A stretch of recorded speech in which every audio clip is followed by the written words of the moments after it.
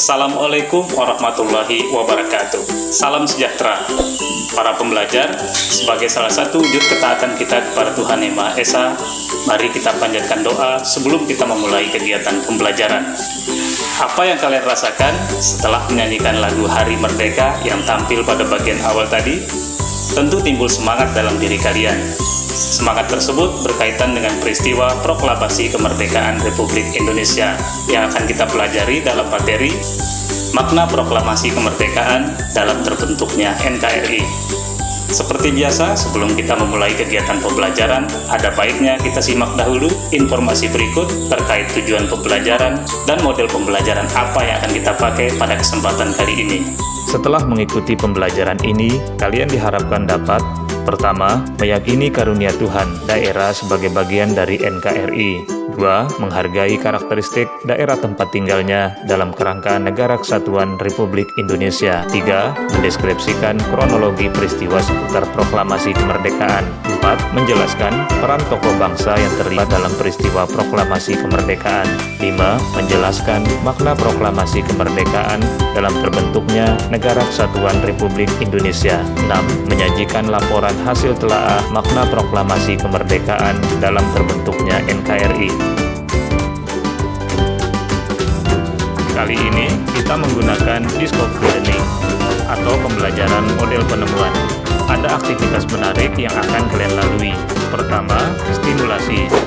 Kalian akan mencermati stimulus berupa masalah aktual yang terjadi di sekitar. Selanjutnya, identifikasi masalah.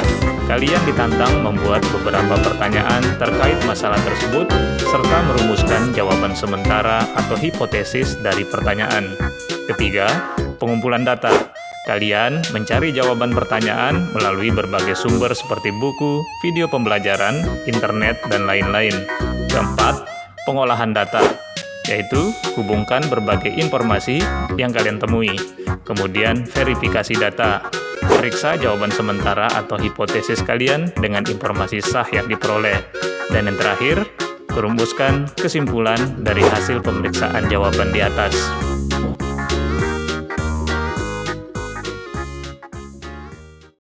Untuk lancarnya kegiatan pembelajaran, jangan lupa siapkan alat tulis, LKPD, buku siswa, serta perangkat akses internet yang memadai.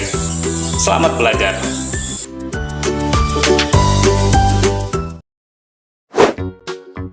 Aktivitas 1. Stimulasi. Cermatilah hal menarik dalam tayangan berikut ini.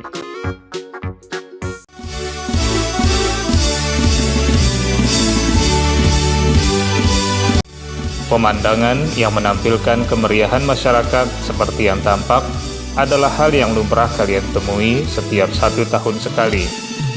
Dalam rangka apa kegiatan tersebut dilakukan? Jawaban kalian tepat jika menjawab memperingati Hari Ulang Tahun Kemerdekaan Indonesia yang jatuh setiap tanggal 17 Agustus. Seluruh lapisan masyarakat, mulai dari tingkat bawah sampai ke nasional, larut dalam kegembiraan merayakan lahirnya Negara Kesatuan Republik Indonesia atau NKRI setelah sekian lama berada dalam cengkraman penjajah. Proklamasi. Kami, bangsa Indonesia, dengan ini menyatakan kemerdekaan Indonesia. Proklamasi kemerdekaan merupakan momen bersejarah dalam perjalanan bangsa dan negara kita. Di dalamnya terdapat peristiwa-peristiwa penting lain yang perlu diketahui generasi muda. Selain itu, banyak tokoh dari berbagai golongan aktif bekerja sama sehingga pembacaan proklamasi dapat berjalan dengan lancar. Sejatinya, proklamasi kemerdekaan bukan sekadar perayaan tahunan, melainkan di dalamnya terdapat makna yang harus diresapi oleh setiap komponen bangsa Indonesia. Hal tersebut akan memperkuat semangat kebangsaan kita untuk mempertahankan Negara Kesatuan Republik Indonesia.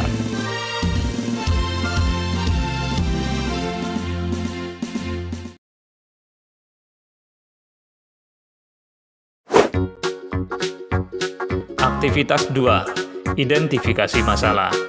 Berdasarkan masalah di atas, Coba rumuskan minimal 5 pertanyaan dengan kata mengapa, bagaimana, apa, kapan, atau siapa. Perhatikan contoh yang tersedia. Selanjutnya, buatlah jawaban sementara atau hipotesis dari pertanyaan-pertanyaan tersebut. Tuliskan hasilnya di LKPD.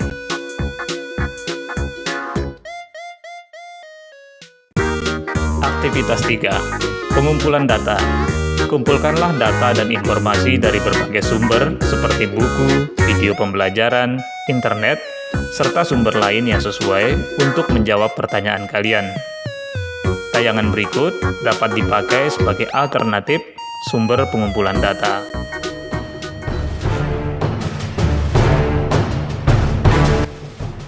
Para pembelajar, mari kita mulai dengan membahas peristiwa seputar proklamasi kemerdekaan. Pertama adalah peristiwa kekalahan Jepang. Perseteruan Jepang dan Sekutu dalam Perang Pasifik diikuti dengan tanda-tanda kekalahan Jepang.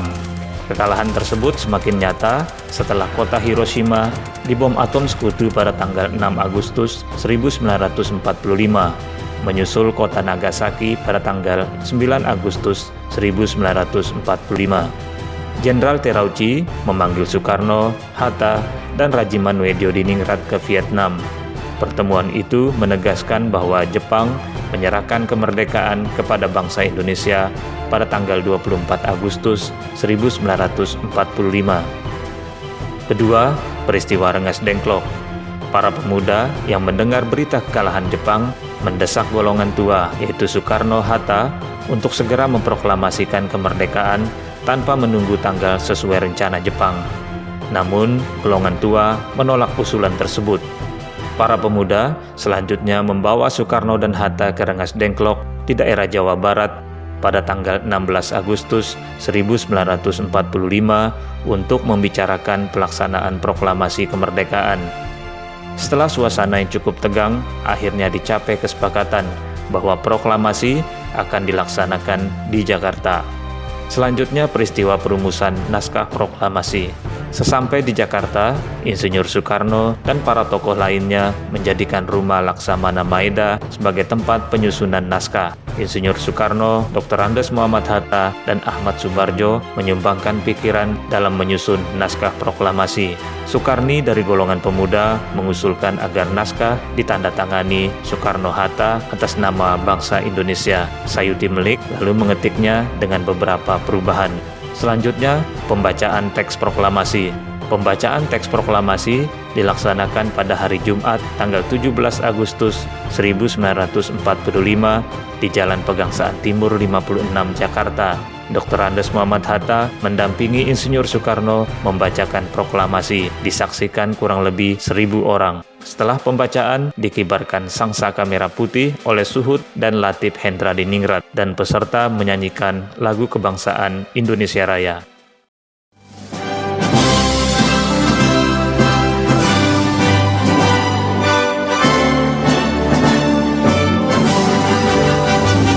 Kemudian peristiwa penyebaran berita proklamasi. Berita proklamasi kemerdekaan disebarkan melalui berbagai cara. Pertama, beberapa tokoh berhasil menyiarkan melalui siaran radio Hoso Kanri Kyoku, sekarang Radio Republik Indonesia RRI, pukul 19.00 pada tanggal 17 Agustus 1945. Kedua, Suara Asia di Surabaya dan Cahaya di Bandung sebagai surat kabar yang menyiarkan berita proklamasi pertama kali pada tanggal 18 Agustus 1945. Ketiga, Kantor Berita Yoshima, sekarang bernama Kantor Berita Antara, berjasa menyiarkannya sampai ke luar negeri. Dan yang keempat, menggunakan cara-cara lain seperti pamflet, poster, serta dari mulut ke mulut. Para pembelajar, selanjutnya mari kita bahas peran para tokoh dalam proklamasi kemerdekaan. Pertama, dari kalangan golongan tua. Soekarno, peran dalam menyusun dan menandatangani naskah proklamasi serta membacakan teks proklamasi. Selanjutnya, Dr. Andes Muhammad Hatta berperan dalam menyusun dan menandatangani naskah proklamasi serta mendampingi Soekarno saat pembacaan. Ketiga, Ahmad Subarjo. Beliau berperan dalam menyusun naskah proklamasi dan menengahi konflik para pemuda dan golongan tua dalam peristiwa Rengas Dengklok.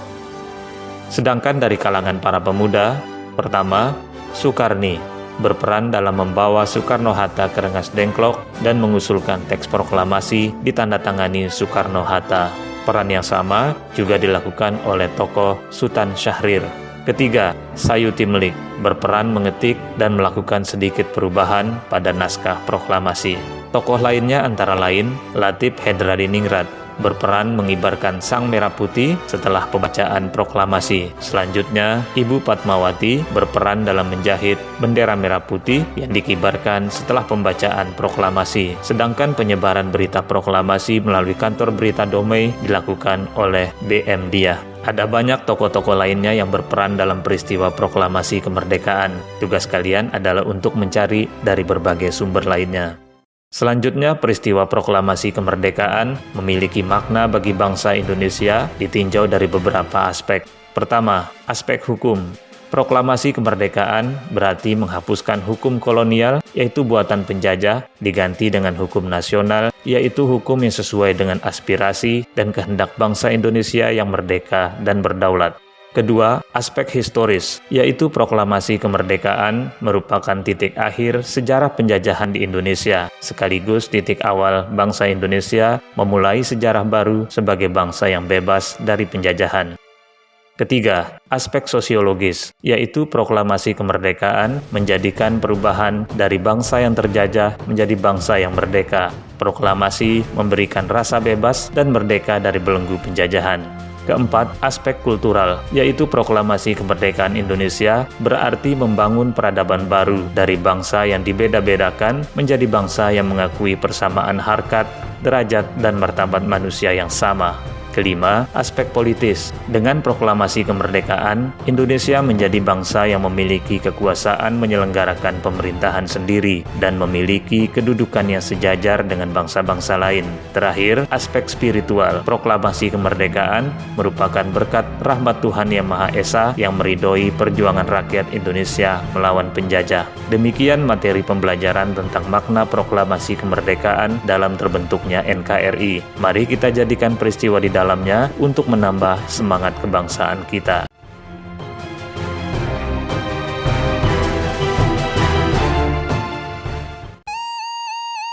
Aktivitas 4. Pengolahan data. Hubungkanlah berbagai jenis data dari berbagai sumber dengan menjawab contoh pertanyaan yang tersedia di LKPD.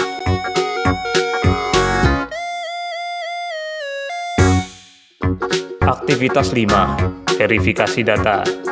Periksalah dengan cermat kebenaran hipotesis atau jawaban sementara yang telah kalian susun berdasarkan hasil pengolahan data. Tulis hasilnya di LKPD.